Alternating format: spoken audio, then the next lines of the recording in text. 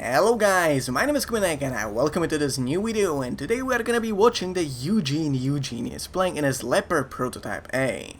Now, in my previous video I spent some time talking about why that all of the medium tanks, German medium tanks leading up to Leopard 1 receive a buff in the latest patch.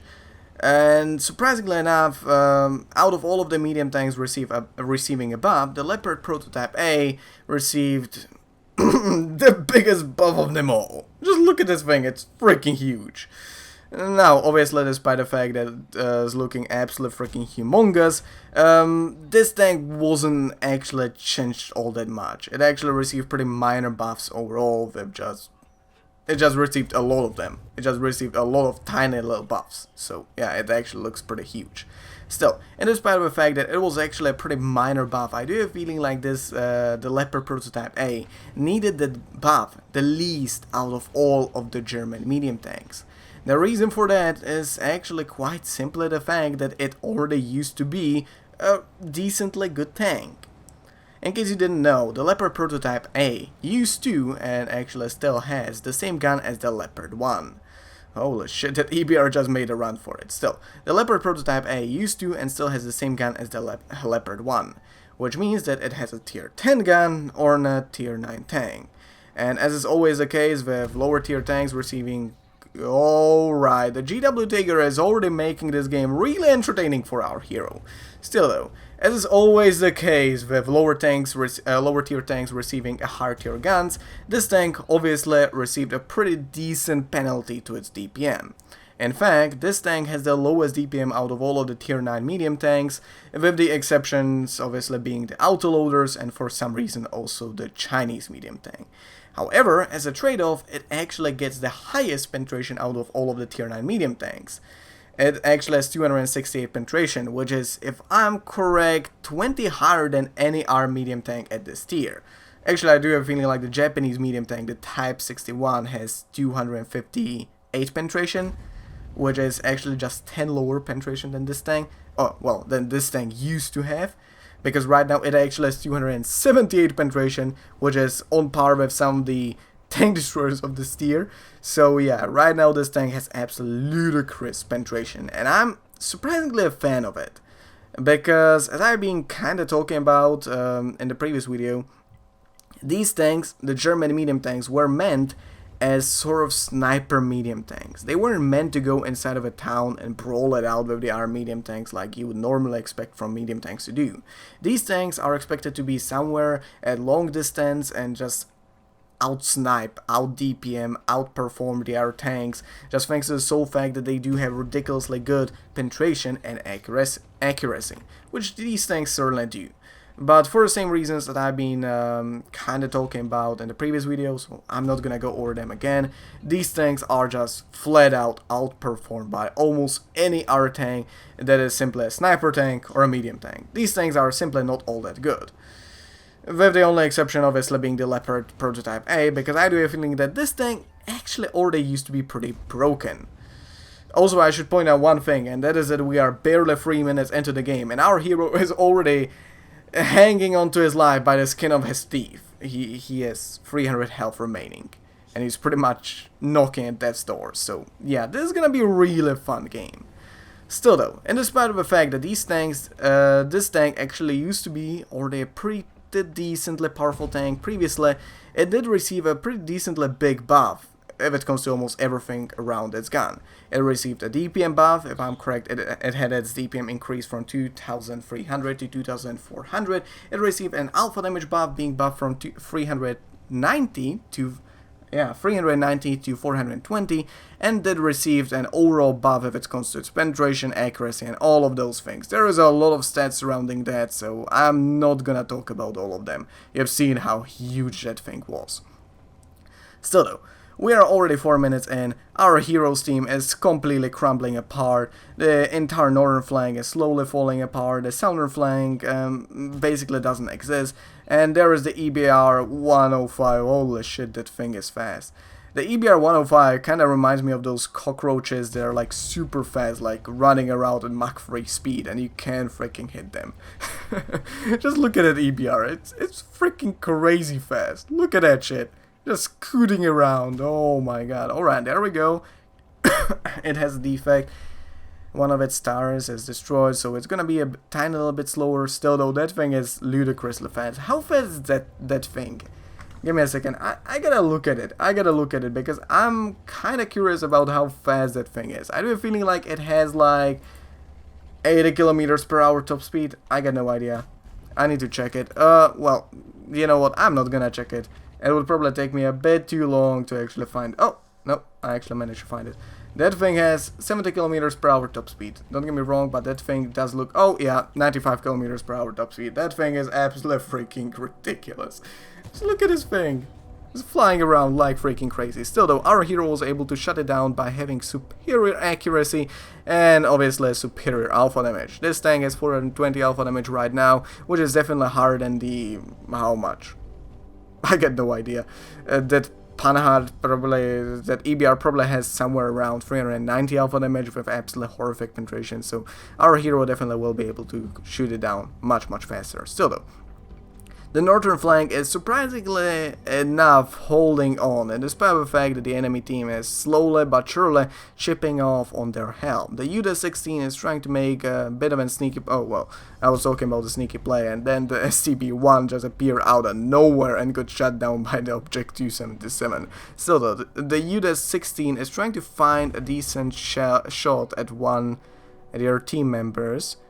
You decide to shoot at it, and somehow, surprisingly enough, you were unable to penetrate it, and instead of that, ricocheted off of its upper turret armor, I think. It was the upper turret armor. I didn't know. I haven't met all those many UD-16 tanks previously, so I didn't know how much armor that thing has, how am I supposed to be handling it, and what is the best way of defeating it. I just do not have enough experience with defeating those tanks. Still though, our hero decided to take the most campy spot on the entire map, which is exactly in this bush. It's absolutely broken, and I do not understand why it's still around in the game. Still though, thanks to this spot, he was already capable of shutting down the enemy Scorpion, putting one shell into the UD-16. Will he be able to shut it down? No, he will miss the shell. Your Progetto 46 was killed, and the UD-16 was shut down by your Object 277. Your Object 277 is, by the way, a decently good player, as we might see over here. He already racked up 3 kills, and it's pretty much single-handedly holding the entire northern flank. Whereas on the other side of the map, let's just say that your Death Star doesn't really enjoy the company of like 5 enemy tanks. And by 5 enemy tanks, I literally mean just 2, and this is the ISU-152, which knows exactly where you are. If you have seen where the ISU-152 was actually aiming, he was aiming at the bush in which you were located, so he knows the good spots on this map. I suppose that guy actually knows how to play this game. So though, your Death Star was already taken down by the enemy shit barn, which is kinda like its typical rival at the tier 10 since ever. Alright, there we go, the enemy Object 277, he has its ass ready for some pounding. There we go, he's down. Your Object 277 is actually fighting with the enemy Object 257. Oh my god, there is a shit ton of sub-objects, so it's kinda difficult to pronounce. There we go, it took a shot at the enemy Object 257, and you actually were able to penetrate it because it had its it was actually turned with its backside towards you, so it was actually pretty easy to penetrate. So though, there we go, your Object 277 is going to the cap circle, whereas the enemy ISU-152 is trying to be all sneaky and shit by going behind it, but surprise! Our hero is ready for you. Oh! If that destroyer of a gun would hit you over there, you would be dead. Well, if that thing was firing AP rounds instead of high explosive rounds, you would be dead as well. But for some reason, the enemy T-28 prototype is firing high explosives. I got no idea why the hell is it shooting high explosives, but yeah, it is. Still though, there is only 1 enemy tank in the cap circle, and you got still 1 minute remaining, so plenty enough of time to kill it. The only problem is that you do not have the health to deal with it, so you are pinging your Object 277 to take care of it, because if that thing fires once at you, you're gonna be dead. You seriously need the help of your object, because otherwise, yeah. 1 single hit, I do have a feeling, what is the tank? That thing has like at least 400 alpha damage. I don't know how much alpha damage exactly it has, but definitely will be able to shoot you down with a single shell regardless of where it hits you. So there we go, one shell into the 53 TP, and the Object 277 was able to finish it off. For some reason though, I do have a feeling like the enemy GW Tiger has been AFK for the entire game after it was able to hit you once, because for some reason it isn't shooting at you and isn't shooting at the Object 277 either, so I have no idea what the hell is he doing. Also, what the hell is this purple thing? I got no idea. I seriously have no idea. Still, the Object 277, as I said, seems to be a pretty decent player, as right now he was able to rack up the 5th kill of his game. There's the same amount of kills as you have, but you are the one in my video, so we are definitely gonna be performing better than him. Aren't you? Hopefully you are. So though, there are still 3 enemy tanks remaining, 2 of which are actual tanks, and one of which is the SPG. Your Object 277 right now engaged a combat with the enemy T-28 prototype, which is still firing high explosives for some reason. Will he be able to hit the enemy T-28 prototype? There we go, a shot at him, and he is down to just 300 health? No, 200 health. However, your Object 277 right now received a shell from the GW Tiger, which means that he indeed is not AFK. That is kind of unsettling news. So though, the enemy T-28 prototype is just one shot away from death. However, there is the enemy shit barn that is just rushing onto the battlefield trying to take that Object 277 down. There we go. If you won't be able to fire or kill the enemy shit barn, your Object 277 is dead.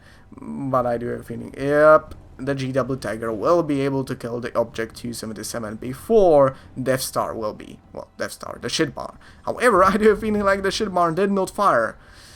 Yet, it isn't shooting for some reason. Seriously, I do have a feeling like because of the fact that it wasn't able to kill the 277, it probably fired and missed. I don't know. So, our hero was capable of taking down all of the enemy tanks, which means that there is just one enemy SPG left. This should be a breeze for you, considering the fact that you are a decently fast tank, and you also right now have a newly buffed gun, which actually has much higher alpha damage on almost everything. I do not know if its high explosive alpha damage was actually buffed. I do have a feeling like only its standard round alpha damage was buffed, so yeah, I might be mistaken on that. But it is completely plausible that this thing was also buffed. As we might see right over here, you actually decide to load in high explosive. You actually decide to load in high explosives even while taking down the shit barn, so you are actually thinking really well throughout this game. You're not just a random guy that is shooting all standard rounds and then complaining about why the hell he cannot penetrate the enemy tank. You are actually choosing correct rounds. Also, my mobile phone is ringing right now, so yeah, I'm gonna actually speed this up a tiny little bit, because our hero will be pretty much just hunting the enemy artillery for the upcoming couple of minutes. The enemy artillery might be somewhere around here, maybe. Oh, there it is, there it is. There we go, a shot to his back, and G freaking G, this was an absolute amazing game. And in the post-game stats, we can see just how much of an amazing game this was, as our hero, the Eugene, was capable of getting himself 9 medals in total, 4 of which were a bit less rare medals, and 5 of which were a bit more rare medals. You would be also capable of getting yourself 2 more medals if you actually teamed up with the Object 277 and platooned up actually. You would be able to get a crucial medal, crucial contribution medal, and also the Brothers in Arms. Sadly, neither one of you thought about actually creating a platoon, which is sort of sad. Either way, even without the platooning up, I have got to say one thing, and that is that I absolutely love the way you handled the situation. Despite the fact that you had absolute terrific start, with the enemy team leaving you only at 300 hit points after first 3 minutes into the game, you were still capable of completely carrying this game on your back by dealing over 8,000 damage, killing 8 enemy players, and also getting 1,700 experience. In the detail report, we may also see that you were capable of earning 30,000 credits for this game, which is quite unsurprising, because you actually didn't use any premium rounds throughout this entire game. Well, you did use 5 if I'm correct. I might be mistaken on that, but I do have a feeling like you used 5 of them, but it's still really good. You barely used any premium rounds, so I'm kinda happy about that. nowadays almost everybody is using premium rounds, so seeing somebody that actually doesn't use them and still gets a really great result that is ranked up so high on the VOD replays is actually really nice. Either way, this is gonna be the end of this video. Hope you enjoyed, and I'll see you next time. Bye.